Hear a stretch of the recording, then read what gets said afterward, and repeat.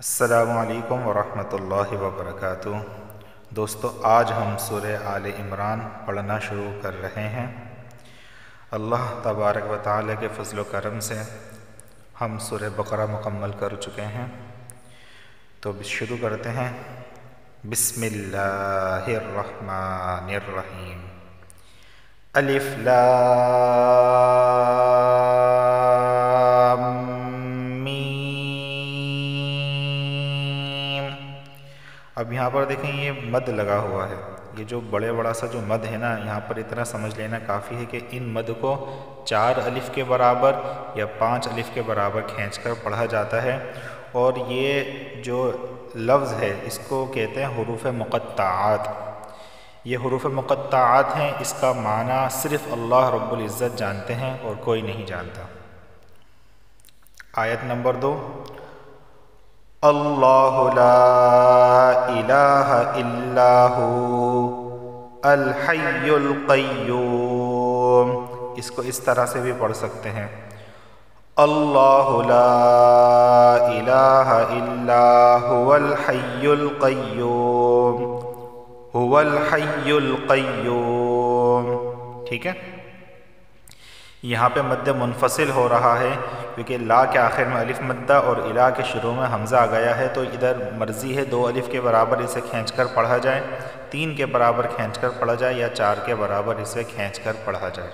ٹھیک ہے، اللہ، لفظ اللہ کو موٹا پڑھا جائے گا۔ لا الہ الا ہو الحی القیوم۔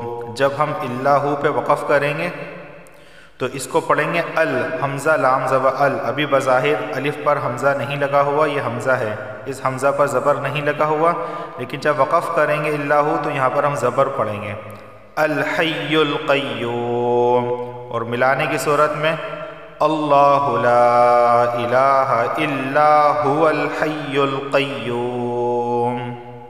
واو سے پہلے پیش ہے تو اسے 1 الف کے برابر بھی کھینچ کر پڑھا جائے گا۔ اب اس کا لفظی ترجمہ کر لیتے ہیں۔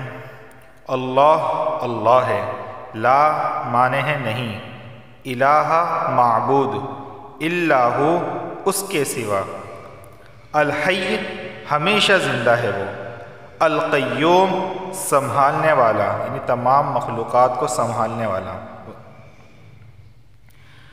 اب اس کا بامحاورہ ترجمہ کیا ہے؟ اللہ وہ ہے جس کے سوا کوئی معبود نہیں، جو سدا زندہ ہے، جو پوری کائنات سنبھالے ہوئے ہے۔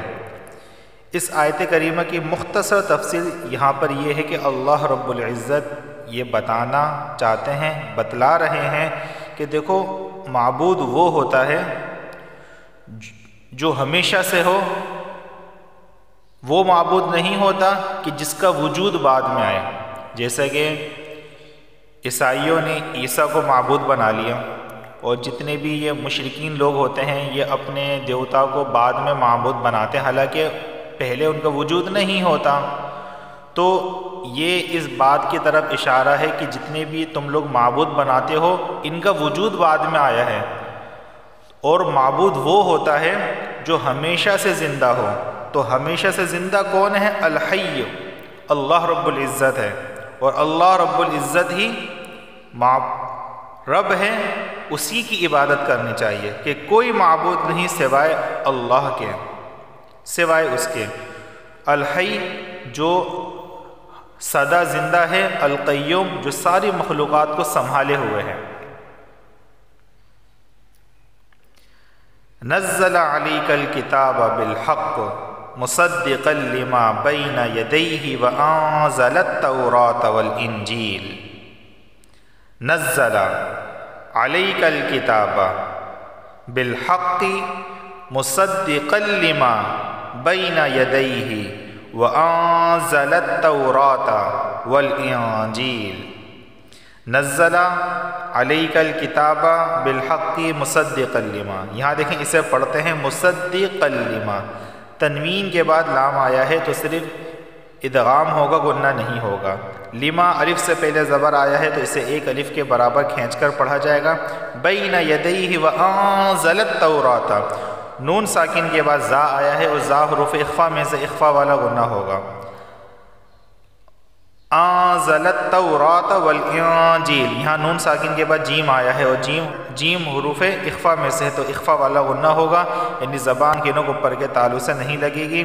یا ساکن سے پہلے زیر ہے تو اسے ایک الف کے برابر بھی کھینچ کر پڑھا جائے گا۔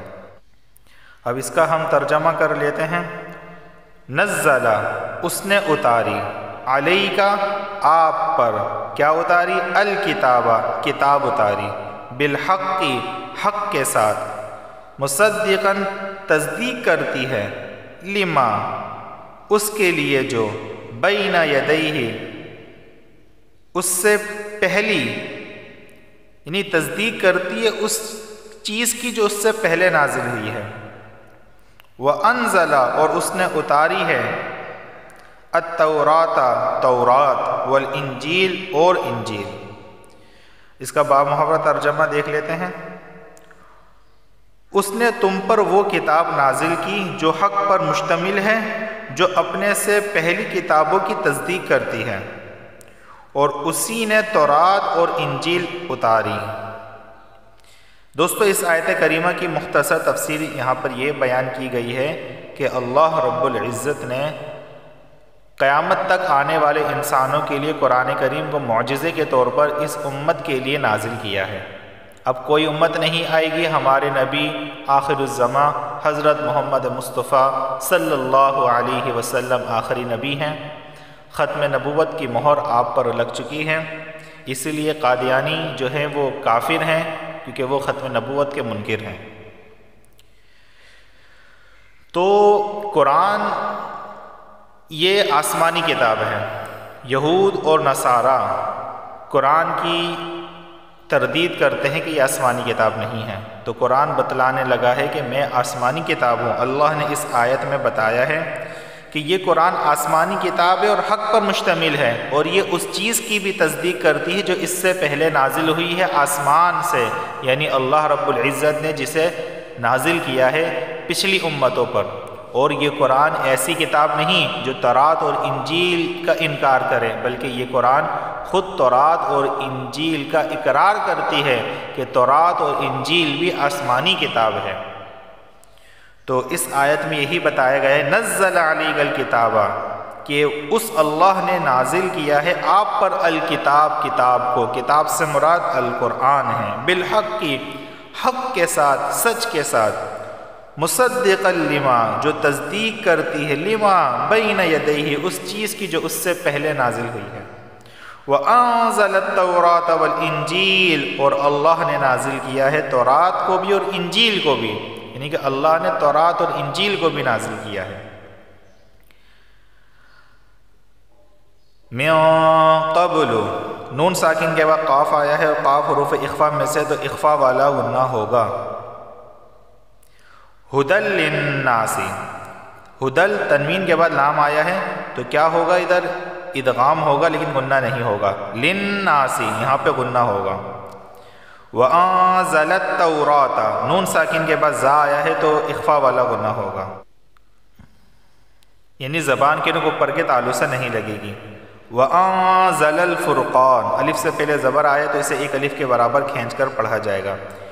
ان الذین، نون پر تشدید ہے، غنہ ہوگا۔ لذین، یا ساکن سے پہلے زیر ہے تو اسے ایک الف کے برابر کھینچ کر پڑھا جائے گا۔ ان الذین کفروا، واو سے پہلے پیش ہے تو اسے ایک الف کے برابر کھینچ کر پڑھا جائے گا۔ بآیات اللہ، لفظ اللہ سے پہلے زیر آیا ہے تو لفظ اللہ کو باریک پڑھا جائے گا۔ لہم عذاب شدید، اب یہاں پر دیکھیں عذاب تنوین کے بعد شین آیا ہے، شین حروف اخفا میں سے تو اخفا والا غنہ ہوگا، یعنی زبان کے نوک اوپر کے تالو سے نہیں لگے گی۔ شدید، یا ساکن سے پہلے زیر آیا ہے تو اسے ایک الف کے برابر کھینچ کر پڑھا جائے گا۔ واللہ عزیز، لفظ اللہ سے پہلے زبر آیا ہے تو لفظ اللہ کو موٹا پڑھا جائے گا۔ عزیز، تنوین کے بعد ذال آیا ہے اور ذال حروف اخفا میں سے ہے تو اخفا والا غنہ ہوگا، یعنی زبان کے نوک اوپر کے تالو سے نہیں لگے گی۔ عزیز، یا سے پہلے زیر ہے تو اسے ایک الف کے برابر کھینچ کر پڑھا جائے گا۔ ذو انتقام، نون ساکن کے بعد تا آیا ہے اور تا حروف اخفا میں سے ہے، اخفا والا غنہ ہوگا، یعنی زبان کے نوک اوپر کے تالو سے نہیں لگے گی۔ اب اس آیت کا لفظی ترجمہ کر لیتے ہیں۔ من قبل، اس سے پہلے، ہدن معنی ہدایت ہے، للناس لوگوں کے لیے، یعنی تورات اور انجیل بھی لوگوں کے لیے ہدایت کی کتاب ہے۔ اس سے پہلے، یعنی قرآن کے نازل ہونے سے پہلے بھی تورات اور انجیل لوگوں کے لیے ہدایت کی کتاب تھی، کیونکہ اس تورات اور انجیل کے اندر نبی آخر الزماں حضرت محمد مصطفیٰ صلی اللہ علیہ وسلم کا ذکر تھا کہ نبی آئیں گے، امی ہوں گے، جن کا نام احمد ہوگا۔ 28ویں سپارے کے اندر ذکر ہے۔ وَأَنزَلَ، اور اتارا، الفرقان، فرقان، اِنَّا مانے بے شک، الَّذِينَ جنہوں نے، کفروا کفر کیا یعنی انکار کیا، بِآیاتی آیتوں سے یعنی اللہ کی آیتوں کا انکار کیا، بِآیات اللہ اللہ، ٹھیک ہے، لہم ان کے لیے، عذاب، عذاب ہے، شدید سخت عذاب ہے، واللہ، اور اللہ، عزیز زبردست ہے، ذو انتقام بدلہ لینے والا ہے۔ اس کا باب محاورہ ترجمہ دیکھ لیتے ہیں۔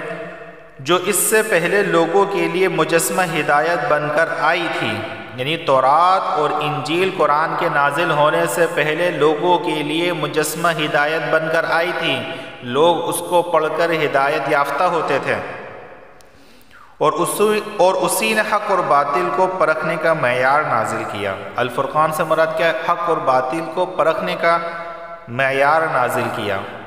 بعد میں بتاتا ہوں کہ فرقان سے مراد کیا ہے۔ بے شک جن لوگوں نے اللہ کی آیتوں کا انکار کیا ہے ان کے لیے سخت عذاب ہے، اور اللہ زبردست اقتدار کا مالک اور برائی کا بدلہ دینے والا ہے، اور اللہ زبردست اقتدار کا مالک اور برائی کا بدلہ دینے والا ہے۔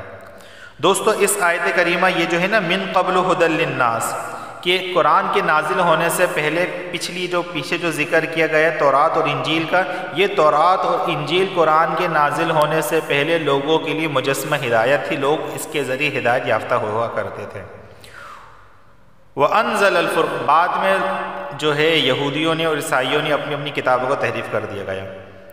وَأَنزَلَ الْفُرْقَانَ، اور اللہ نے فرقان نازل کیا۔ اب فرقان سے مراد مختلف اقوال ہیں، بعض کہتے ہیں کہ اس سے مراد قرآن کریم ہے، کہ قرآن کریم حق اور باطل کے درمیان فرق پیدا کرتا ہے۔ بعض کہتے ہیں کہ نہیں، اس سے مراد آسمانی کتاب ہیں۔ بعض کہتے ہیں کہ اس سے مراد کیا ہے؟ زبور ہے، کیونکہ قرآن کا بھی ذکر آ چکا ہے، تورات کا بھی ذکر آیا، انجیل کا بھی ذکر آیا، تو فرقان سے مراد بعض لوگوں نے زبور کو لیا ہے کہ چوتھی کتاب آسمانی زبور ہے۔ بہرحال اس کے اندر مختلف اقوال ہیں، جو بھی اس کا معنی لیا جائے گا تو وہ حق اور باطل کے درمیان فرق کرنے والا معنی اس کا لیا جائے گا۔ ان الذین کفروا، اب یہاں پر اللہ تعالیٰ نے ان لوگوں کا ذکر کیا ہے جو اللہ کی آیتوں کا انکار کرتے ہیں، کہ بے شک وہ لوگ جنہوں نے کفر کیا بآیات اللہ، اللہ کی آیتوں کا، لہم عذاب شدید، ان کے لیے سخت عذاب ہے، واللہ، اور اللہ، عزیز زبردست ہے، ذو انتقام، انتقام لینے والا، بدلہ لینے والا ہے۔